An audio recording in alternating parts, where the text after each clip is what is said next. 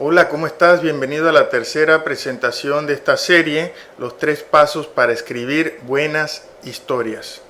En la presentación número 1 vimos por qué es importante conocerse a sí mismo y vivir de una manera curiosa. Esto viene de la mano con el dicho griego, lo mencioné también en esa presentación: conócete a ti mismo y conocerás el universo y a sus dioses. Mírate dentro, háblate. Entiéndete, todos los autores importantes que se han convertido en clásicos han tenido una conexión consigo mismos importante. La segunda parte, la segunda presentación que hemos tenido de esta serie, habló entonces de cómo dejar a la luna hablar, que es la primera etapa, cómo dejar que tu subconsciente te dicte lo que tienes que decir. O sea, cómo llega la inspiración, la famosa inspiración de las musas, que en realidad sí es mágica, porque estamos hablando de ese lugar desconocido, que es la mente humana, que no usamos el 90 y algo por ciento de nuestro cerebro. Entonces, para acceder a abrir esas puertas, hablábamos de que tienes que relajarte, dimos algunos ejercicios específicos sobre cómo escribir rápidamente, lo que hacían los surrealistas, también sobre cómo desordenar las palabras para acceder a información nueva. Y de ahí estamos seguros que te va a llegar muy buena información, te vas a inspirar muy bien y no vas a tener que sufrir el muy conocido bloqueo de los escritores. Y en esta tercera parte vamos a hablar del trabajo más difícil. Digamos que la etapa de la luna es muy juguetona, es muy creativa, porque nos interesa ser creativos, nos interesa ser originales. El escritor no debe ser o no debe buscar solamente escribir correctamente, sino innovadoramente, creativamente, como en todas las artes. Si surge hoy día un Picasso, pues todo el mundo va a decir: eso ya se hizo, eso no me sorprende, Picasso lo hizo antes y lo hizo mejor. Entonces, igual en la literatura debemos buscar siempre un toque de innovación, de sorpresa para el lector. Bueno, ahora vamos a ver que después de ser creativo, después de haber logrado esa idea original, de sacarla de las puertas, de la misma entraña de tu subconsciente, de tu inconsciente, debemos poder comunicarla ahora sí. O sea, tenemos que ser creativos y tenemos que ser buenos comunicadores, porque si no, a nadie le va a poder llegar el buen mensaje. A ver, la gramática no es la bruja del cuento. Yo tengo un pequeño enlace, una pequeña grabación que tengo en internet, en el sitio escribirbien.net, donde dice, se llama así exactamente: la gramática no es la bruja del cuento. A ver, vamos a suponer que tú no hablas japonés y un día te apareces en Japón. ¿Cómo te vas a poder comunicar si no sabes las reglas del lenguaje? Si no conoces las palabras en japonés. Entonces igual le va a pasar una historia tuya que no acate el lenguaje común que tenemos nosotros, que es el español, en el caso de que te quieras comunicar con escritores en español, en habla hispana. Hay muchísimos ejemplos de cómo las comas, cómo los puntos pueden cambiar el sentido de una comunicación. O sea que debes ver a la gramática como tu aliada. Y además, este ya no es el momento de ser creativo. Este es el momento de ser una especie de ingeniero del lenguaje. Acatar las reglas, ya tienes tu fondo creativo, que lo tomaste de la luna, acatas las reglas de la gramática y construyes tu texto, tu cuento, con estas reglas. Hay muchísimos sitios en internet en esta época, gracias a Dios que no tienes que sacar un libro grandísimo que se llame La gramática actual, porque en internet hay muchísimas maneras de revisar tu ortografía. Por otro lado, te dije en el video anterior que nosotros somos los primeros lectores de lo que escribimos. Esto es que cuando pases la etapa de la luna va a haber un texto tuyo que vas a tener que interpretar, vas a tener que entender qué te quisiste decir a ti mismo. Vamos a usar de ejemplo al señor Julio Cortázar. Casa Tomada trata de dos hermanos que poco a poco van encontrando fantasmas, una especie de presencia que va apoderándose de la casa. Ellos van cambiando de cuartos, van escapando de este fantasma hasta que quedan fuera de la casa. Es un cuento que te embruja a otro nivel, es un cuento que te encanta, aunque racionalmente no lo comprendas del todo, y es que ha tenido muchísimas interpretaciones. Los críticos hablan de la historia política de Argentina. Dicen que en ese momento Cortázar había sido exiliado de este país y estaba reflejando sus propias aprehensiones. Esto, por supuesto, este ejemplo te va a ayudar a entender mejor el capítulo 1 de estas presentaciones y el capítulo 2, la etapa 1 y la etapa 2. Cómo es algo humano la literatura. Entonces, él tuvo que entender todo esto, darle una secuencia, un ordenamiento, tuvo que hacerlo suyo para luego convertirlo en algo que fuera también de los demás. Darle una buena gramática para que lo puedas comunicar y también entender los mecanismos de los símbolos. El señor Jung y otros psicólogos también nos legaron diccionarios de símbolos. O sea, hay formas que transmiten ciertas cosas a las personas. Uso ahora un ejemplo del señor Perrault, que es muy conocido por todos, porque él escribió La Caperucita Roja. ¿Por qué la caperuza es roja? ¿Qué simboliza el lobo? ¿Qué simboliza que sea una niña? ¿Por qué no fue un niño? ¿Por qué la abuelita?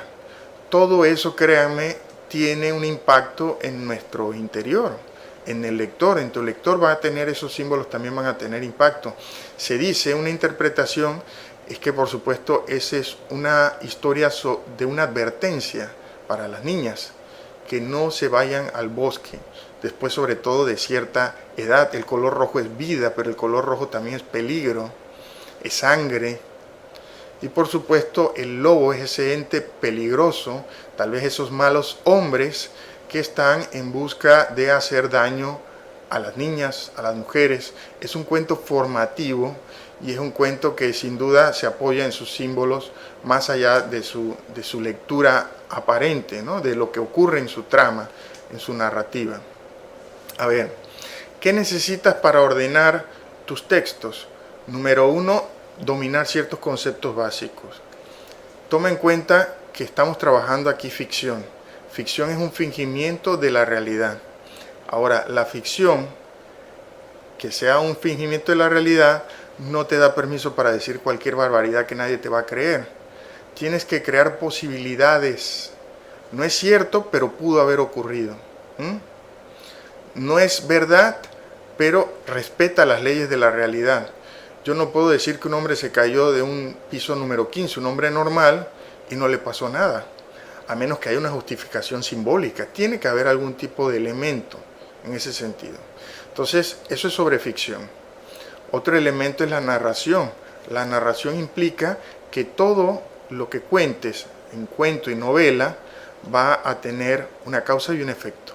Si hablaste de fuego, entonces en algún momento debiste haber creado la fogata. No habrá modo de seguir una narración si las piezas no tienen relación una con la otra.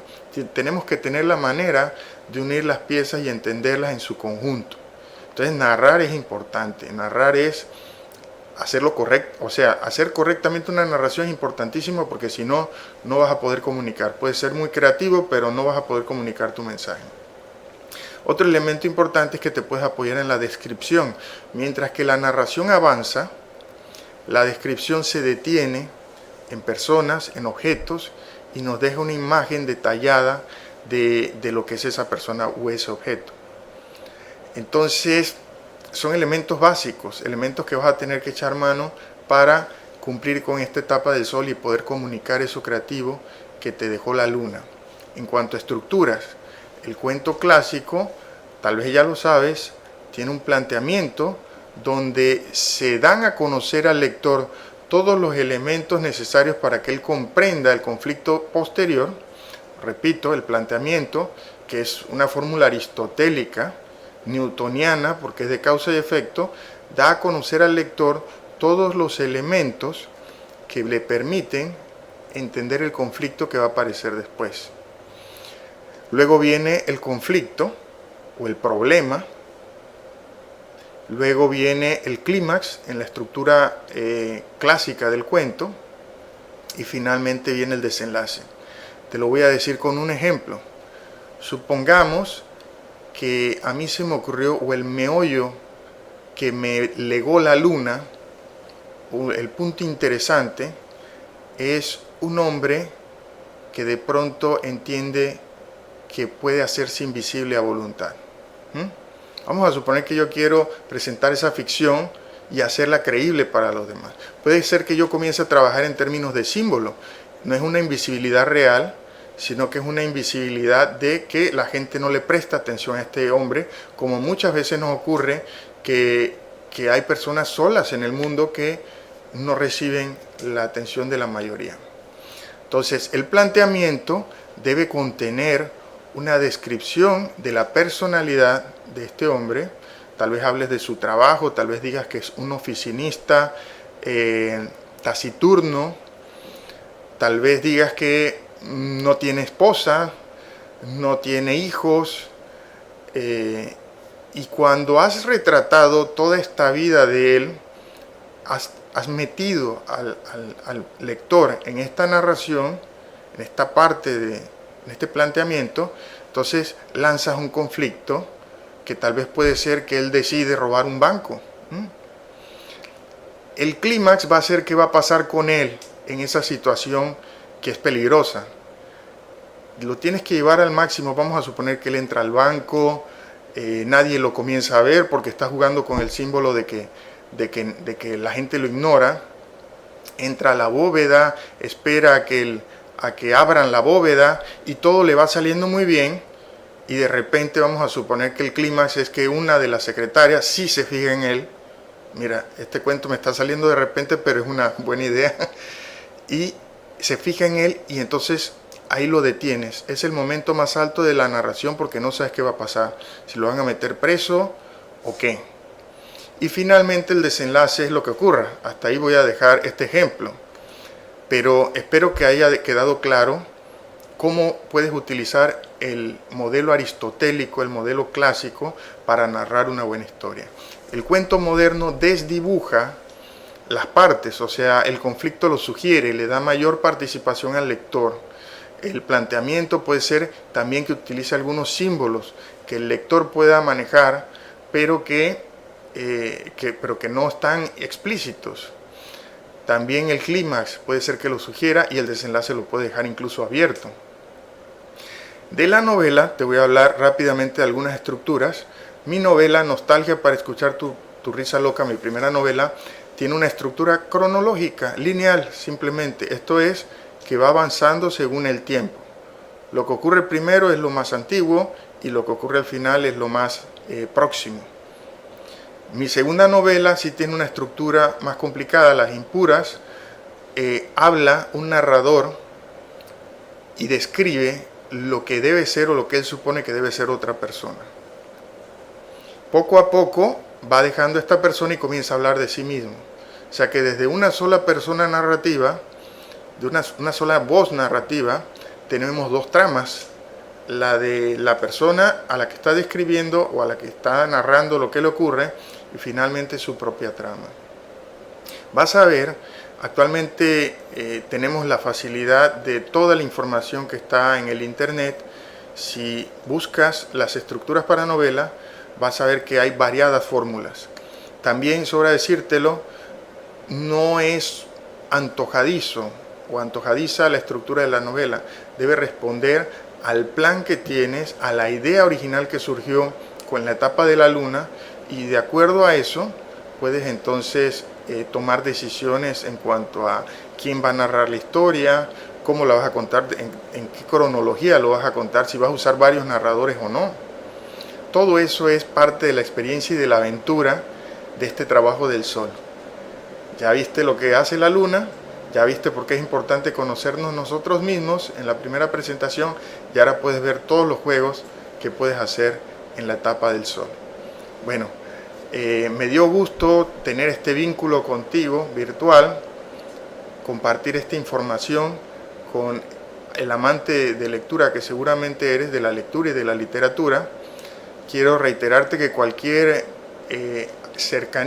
acercamiento que quieras tener con nuestro proyecto, puedes escribirnos a fugaeditorial@gmail.com, y esto llega a ti por cortesía de Excedra Books, la librería de Panamá, donde puedes encontrar tus libros a un precio magnífico. Hasta luego y nos vemos.